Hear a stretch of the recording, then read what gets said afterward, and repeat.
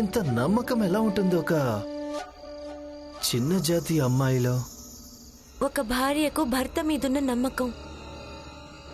ఇక భార్యకు ఎలాంటి జాతి ఉండదు. చిన్నదైనా పెద్దదైనా తను కేవలం భార్య అవుతుంది. అవునా? సరే, నేను ఇక్కడే ఎదురు చూస్తూ ఉంటాను. ఏం జరుగుతుందో చూస్తాను. తప్పకుండా చూడండి. పరిష్కారం లేకుండా ఆయన తిరిగి రారు. అదిగో బావగారు వచ్చేసారు.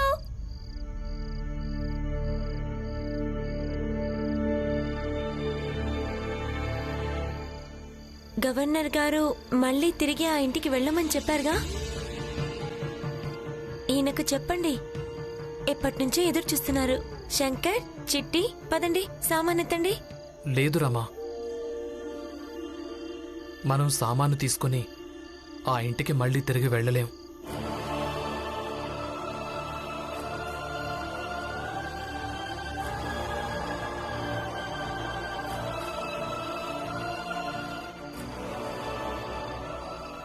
ఎందుకు? గవర్నర్ గారు మనకు సహాయం చేయడానికి నిరాకరించారా? ఆయన గొప్పవారు కదా, బాగా చదువుకొని పెద్ద పదవిలో ఉన్నారు. అలా అని కేలేష్కర్ గురుగారు చెప్పారుగా. ఆయన కలవనే లేదు.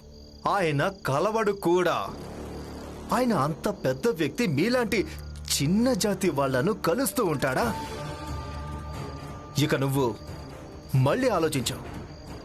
అసలు నీ జాతి భార్యదో లేక నీ భర్తది ఏ జాతో, నీది కూడా అదే జాతి, చిన్న జాతి. నిన్ను మెచ్చుకుంటున్నాను భీమరావు. భార్యను మెప్పించడం కోసం నువ్వు గవర్నర్ని కలవడానికి వెళ్ళావా? ఓరి మూర్ఖుడా, గవర్నర్ అనేది చాలా దూరం విషయం.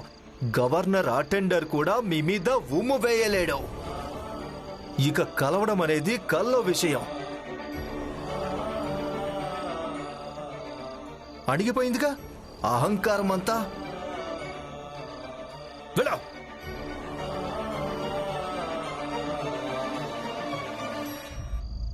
అసలేం జరిగింది? మీరిద్దరూ గవర్నర్ గారిని ఎందుకు కలవలేకపోయారు? ఖచ్చితంగా కలిసేవాళ్ళమే, కానీ ఆయన పిఏ మమ్మల్ని గవర్నర్ని కలవనివ్వలేదు. మేము గవర్నర్ గారిని కలవాలి. అసలు మీ జాతి ఏంటి? సార్, అదే జాతి. సమాజం దాన్ని కుట్రలు చేసి మరీ అంటరానిది అంటుంది. రాబోయే 3 నెలల తర్వాత అపాయింట్మెంట్ ఉంది. ఒకవేళ ఇవాళ రేపు ఏమైనా వీలవుతుందంటే దయచేసి చూడండి. ఇక్కడి నుంచి వెళ్ళండి, లేదంటే పోలీసుని పిలిపించి స్టేషన్కి పంపిస్తాను. అప్పుడు నేను అనుకున్నాను బలవంతంగా లోపలికి వెళ్ళిపోవాలని, కానీ భీమ్ నన్ను ఆపేశాడు. అలాగే తప్పని చెప్పాడు.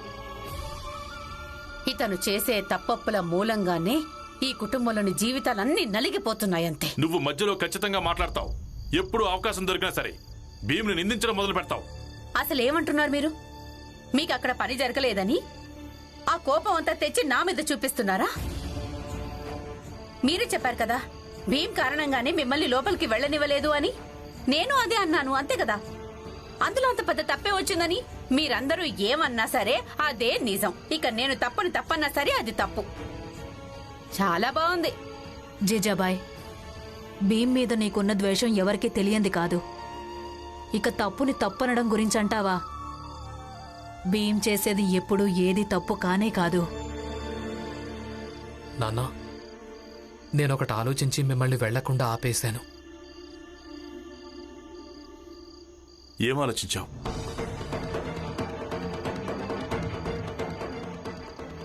ఏంటో చెప్పు భీమ్, ఏం ఆలోచించావు? నీ జ్ఞానాన్ని మాకు కూడా పంచు. ఇక నువ్వు ఏం చెప్పినా సరే వీళ్ళంతా దాన్నే ఒప్పుకొని తీరుతారు. ఏంటో చెప్పండి. మీరు ఏం ఆలోచించి మావయ్యను లోపలికెళ్లకుండా ఆపారు? గవర్నర్ గారి ఆఫీసులో ఆయన పిఏ ఉన్నారు, అంటే ఆయన సహాయకులు. ఆయన పోలీసుల్ని రప్పిస్తానని మనల్ని బెదిరించాడు. అలాగే పోలీసులు మమ్మల్ని అరెస్ట్ చేసి స్టేషన్కి తీసుకెళ్తారన్నాడు. ఒకవేళ అక్కడికి నిజంగానే పోలీసులు వచ్చారంటే అలా ఎలా తీసుకెళ్తారు? భీమ్రావ్ ఏదో ఒక ఉపాయం వెతుకుతాడు కదా. మీరిద్దరూ ఎవరినో హత్య చేయలేదు కదా? కానీ అప్పుడు కూడా హత్య జరుగుండేదే కదా వదినా. నాన్న యూనిఫామ్ గౌరవానిది.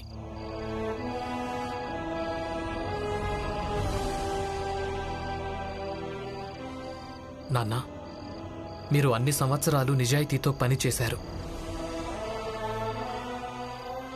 మీ ఈ యూనిఫామ్ నాకు నిజాయితీని అలాగే కర్తవ్య పాలనకు ప్రతీకగా అనిపిస్తుంది.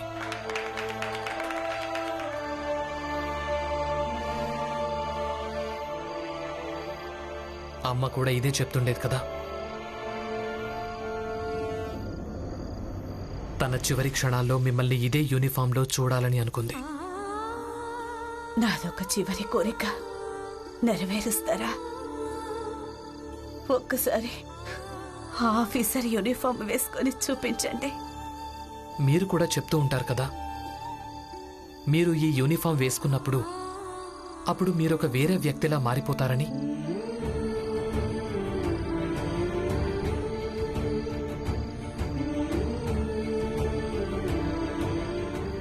ఆ గవర్నర్ గారి పిఏకి పెద్ద జాతివాడిని అన్న దమ్ముంది. తను నిజంగానే పోలీసులను పిలిచేవాడు. ఇక పోలీసులు మనల్ని స్టేషన్కు తీసుకెళ్లేవాడు నాన్న, ఎందుకంటే అదే వాళ్ల పని. కానీ అక్కడ కేవలం నేనే ఉన్నాను. నాకక్కడ మీ యూనిఫామ్ అలాగే మీ యూనిఫామ్కున్న గౌరవం కనిపించింది.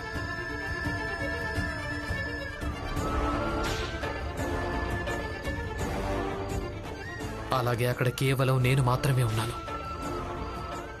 మీ యూనిఫామ్ని బందీగా మార్చేసి స్టేషన్కి తీసుకువెళ్లకుండా ఆపడానికి. ఆ సమయంలో నాకేది సరైంది అనిపించిందో నేనదే చేశాను నాన్న.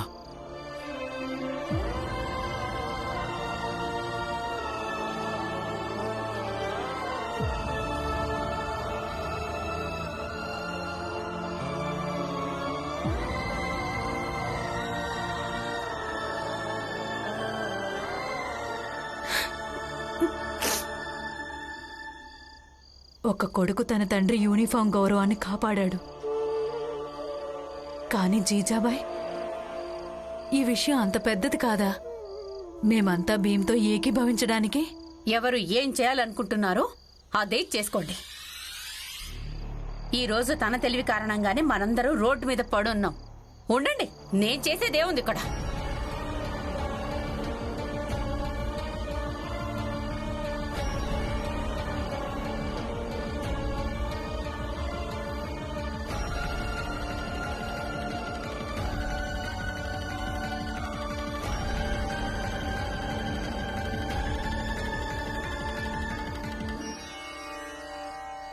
బాబు భీమ్,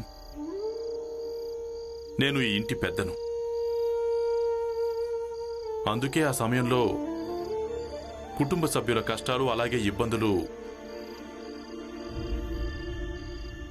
నా ఈ యూనిఫామ్ గౌరవం మీద ఆధిపత్యం చూపించాయి. ఎందుకంటే నేను ఎట్టి పరిస్థితుల్లోనూ గవర్నర్ గారిని కలవాలనుకున్నాను. ఇక ఆయన ఆఫీసులోకి బలవంతంగా వెళ్ళడం తప్ప నా దగ్గర మరో మార్గమేమీ లేదు.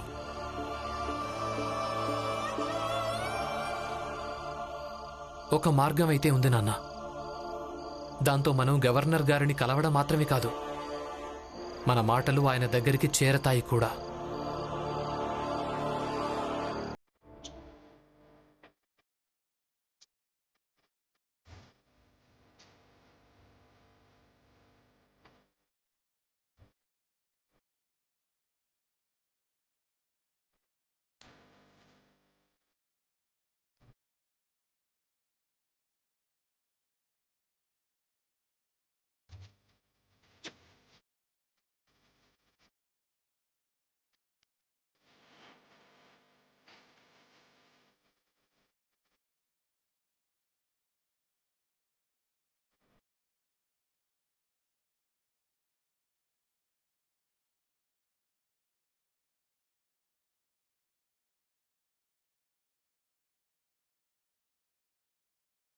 మేము గవర్నర్ గారిని కలవాలి. వీడు ఇక్కడికి ఎప్పుడు వచ్చాడు? అరే వీళ్ళు పొద్దునొచ్చిన వాళ్ళే కదా? అవును, వీళ్ళు వాళ్లే. ఇలా గానా బాజానా పెట్టి కూర్చున్నారేంటి? వెళ్ళగొడదాం పద. ఆగాగు, పిఏకు చెప్దాం. పద పద.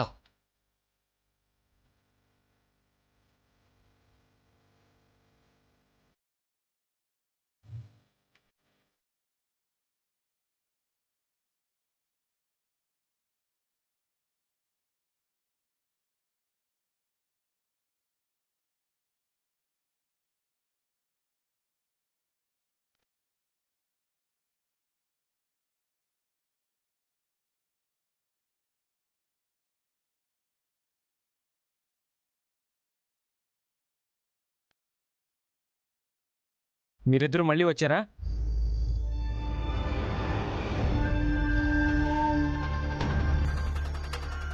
వెంటనే ఇక్కడి నుంచి వెళ్ళిపోండి. మేము వెళ్ళాం. అలాగే గవర్నర్ సార్ని కలిసేంత వరకు అసలు మేము ఇక్కడి నుంచి వెళ్లే ప్రసక్తే లేదు. సెక్యూరిటీ సార్, ఏం చూస్తున్నావు? వీళ్ళిద్దరిని కొట్టి పంపించు. వెళ్ళండి ఇక్కడి నుంచి. వెళ్ళండి, వెళ్ళండి ఇక్కడి నుంచి. అయ్యయ్యో, కొట్టకండి, కొట్టకండి. అయ్యో, ఆనందన్నయ్య, వెళ్ళండి.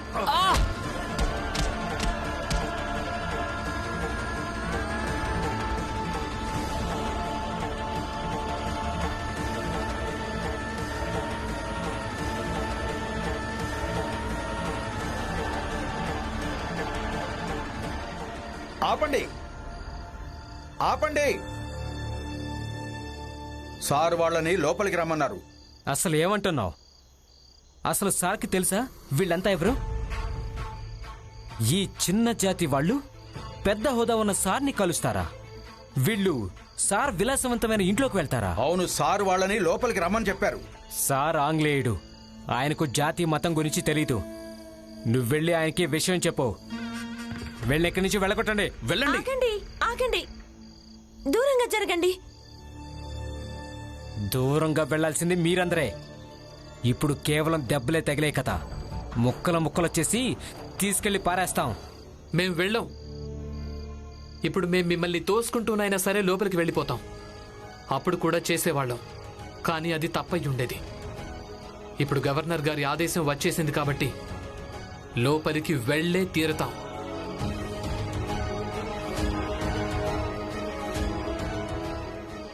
పదండి నాన్న.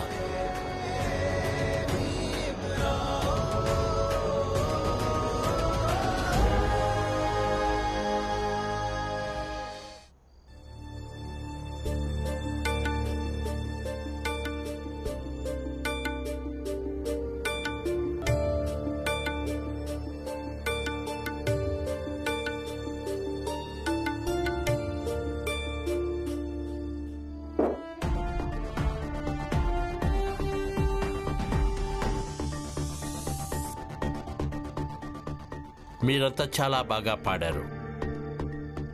రండి, ఇక్కడ కూర్చోండి.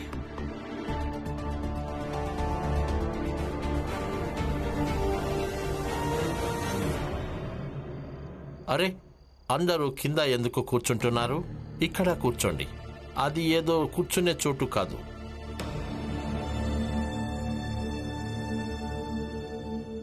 ఆగండి. సారీ సార్, నేను ఇలా మధ్యలో మాట్లాడకుండా ఉండాలి. కానీ మీకు ఈ విషయం ఎక్స్ప్లెయిన్ చేయడం చాలా ముఖ్యం. నిజానికి వీళ్ళు ఏ జాతికి చెందిన వాళ్ళో ఆ ప్రకారం అయితే వీళ్ళసలు ఈ ఇంట్లోకే రాకుండా ఉండాల్సిందే. వీళ్ళందరి నీడ మనకు అశుభం లాంటిది. ఇక మీరు వీళ్ళందరినీ ఇక్కడ కూర్చోమని చెప్తున్నారా?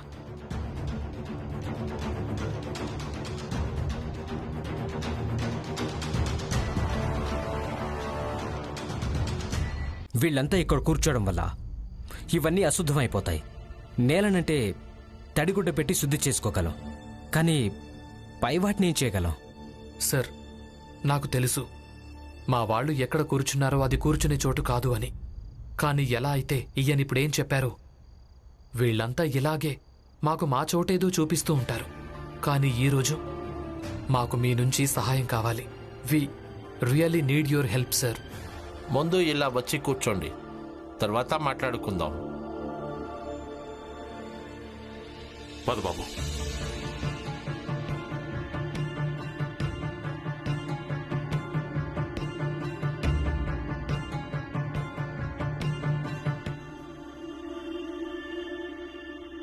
చెప్పండి, మీకు ఎలాంటి సహాయం కావాలి? సార్, మేము ఒక ఇంట్లో ఉండేవాళ్ళం. దాని యజమాని మమ్మల్ని ఒక రోజున మేము అంటరాని వాళ్ళమని, చిన్న జాతి వాళ్ళమని ఈ ఆధారంతో ఇల్లు ఖాళీ చేయించాడు. ఒకవేళ మీరంతా ఇక్కడ ఉండాలనుకుంటే భీమరావు అలాగే తన కుటుంబాన్ని ఇక్కడి నుంచి గెంటేయండి. ఎందుకంటే మేము తాకడం వల్ల వాళ్ళ ధర్మం భ్రష్టు పట్టిపోతుందని, ఇక మేము వాళ్ళ ఇంట్లో ఎలా ఉండగలమని. వాళ్ళ దృష్టిలో మా జీవితాలు జంతువుల కంటే హీనమైనవి. ఇక ఇదంతా వాళ్ళు హఠాత్తుగా ఎందుకు చేశారంటే, ఎందుకంటే మా యజమాని అన్న కొడుకు మా తమ్ముడు కాలేజీలోనే చదువుతున్నాడు. ఒక చిన్న జాతి కుర్రాడు చదువుకోవడం తను తట్టుకోలేకపోతున్నాడు. అందుకే ప్రతిరోజు నా తమ్ముడితో గొడవ పడతాడు.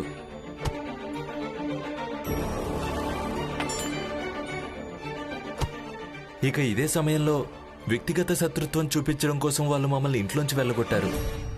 వ్యక్తిగత శత్రుత్వం ఉన్నా లేకున్నా ఇంటి యజమాని మాత్రం తనే కదా. ఆ లెక్క ప్రకారం తన ఇంట్లో ఎవరు ఉండాలో ఎవరుండకూడదో అది ఆయనకుండే అధికారం. ఇందులో నాకేం తప్పు అనిపించడం లేదు సార్. కానీ ఇది తప్పే సార్. ఒకవేళ యజమాని హక్కుతో ఆయన ఇంట్లోంచి వెళ్ళగొట్టుంటే ఆ విషయం వేరు. కానీ చిన్న జాతి అనే కారణంతో ఇంట్లోంచి వెళ్ళగొట్టడం జరిగింది. ఇది తప్పే కదా. అంటే మీరు సార్ మీరు సార్ పిఏ కదా. ఇవన్నీ ఎవరు కలవాలో ఎవరు కలవకూడదు అనేది మీరు మాత్రమే నిర్ణయిస్తారు కదా. ఈ నిర్ణయానికి మీరే యజమాని. అయినా కూడా ఈరోజు మా అందరి విషయంలో మీరు ఏదైతే చేశారో, జాతి పేరుతో సర్ని కలవడానికి నిరాకరించారు. ఇది తప్పే కదా sir. This is also wrong sir. ఇక మేము రోడ్డు మీద ఉంటున్నప్పుడు అప్పుడు మా నాన్నగారు ఇంకొక ఇల్లు వెతికారు. కానీ అక్కడికి కూడా వాళ్ళు వచ్చేశారు. 5 రూపాయలు నెలకు అద్దె మీకు నేనిస్తాను. తను ఆ ఇంటి యజమానికి ఎక్కువ అద్దె ఆశ చూపించి దాంతో ఆయన కూడా ఇల్లు ఇవ్వడానికి నిరాకరించారు. ఇదంతా తప్పే కదా సార్. ఇప్పుడు మేము రోడ్డు మీదే ఉంటున్నాం. అక్కడికి వాళ్ళంతా వచ్చి చెత్త పారేస్తున్నారు. రోడ్డు మీద ఎక్కడెక్కడికి వెళ్ళినా చెత్త అక్కడే పారబోయడం జరుగుతుంది. ఎందుకంటే నీకు నీ స్తోమత ఏంటో చూపించడానికి. అలాగే పదే పదే మా స్తోమత చూపించడానికి ప్రయత్నిస్తున్నారు. అది తప్పు కదా సార్. దీనికి నేను ఏమి చేయగలను?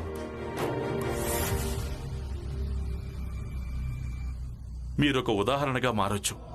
దాంతో మిగిలిన ప్రభుత్వ అధికారులు మిమ్మల్ని అనుసరిస్తూ ఉంటారు. మాలాంటి నిస్సహాయులైన పేదవాళ్ళు చెప్పింది వింటారు. సార్, మీ పిఏ చెప్పాడు మీరు 3 నెలల దాకా కలవలేరని. సార్, మీరే చెప్పండి, ఇంత పెద్ద కుటుంబాన్ని తీసుకుని నేను ఎక్కడికి వెళ్ళాలి? నేను మిలిటరీలో రిటైర్డ్ ఆఫీసర్ని. మిలిటరీలో ఉండి నేను చాలా ఏళ్ల దాకా ప్రభుత్వానికి సేవ చేశాను. ఈరోజు అదే ప్రభుత్వం దగ్గరికి సహాయం చేస్తారన్న ఆశతో వచ్చాను సార్. మమ్మల్ని నీడలేని వాళ్ళని కాకుండా కాపాడండి. అలాగే సార్, మేం మా పోరాటాన్ని మీరే పోరాడండి అని చెప్పడం లేదు. మా పోరాటాన్ని ఇంకెవరూ పోరాడలేరు అన్నది మాకు కూడా తెలుసు. అది మేమే స్వయంగా ఇన్నేళ్ల నుంచి పోరాడుతున్నాం. కానీ మాకు ఆ చోటు దూరం కాకుండా కాపాడండి సార్. అక్కడే ఉండి మేము పోరాడగలుగుతాం, బతకగలుగుతాం. మా బతుకు బతకడానికి మాకు హక్కునిప్పించండి. ఎందుకంటే వాళ్ళు అంగబలం అర్థబలం ఉన్నవాళ్ళు. సమాజం వాళ్లను పెద్ద స్థానంలో నిలబెట్టింది. మేమందరం బలహీనులు, సమాజంలోని కింది స్థాయికి చెందిన వాళ్ళం. ఒకవేళ మేం మీ ఇంటి నుంచి కూడా ఖాళీ చేతులతో తిరిగి వెళ్ళామంటే ఇక మేము ఎవరి దగ్గర సహాయాన్ని ఆశించగలం సార్?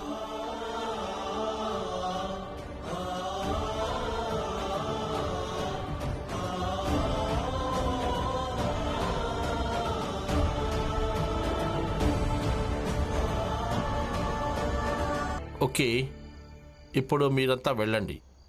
ఈ మ్యాటర్కి సంబంధించి నేను ఆఫీసర్తో మాట్లాడి దీనికి పరిష్కారం వీలైనంత త్వరగా చూస్తాను. కానీ సార్, మేమంతా రోడ్డు మీద ఎంతకాలం ఉండాలి? నా భార్య తల్లి కాబోతుంది సార్. అలాగే మాతో చాలా చిన్నపిల్లలు ఉన్నారు సార్. కానీ ఈ నైట్ టైంలో ఎలాంటి చట్టపరమైన చర్యలు తీసుకోవటం కుదరదు. నేను 1000 పనులు చేయాల్సి ఉంటుంది. మీ ఇంటి బయట ఎవరైతే రక్షణ కల్పిస్తుంటారో వాళ్ళు మమ్మల్ని కొట్టారు. ఇక ఈయనేమన్నారంటే ఒకవేళ మేము మీ ఇంటి నుంచి దూరంగా వెళ్ళకుంటే ఈయన మమ్మల్ని ప్రాణాలతో వదిలిపెట్టనన్నారు. ఏమో తెలీదు సార్, మరోసారి మీ దగ్గరికి చేరగలమో లేదో.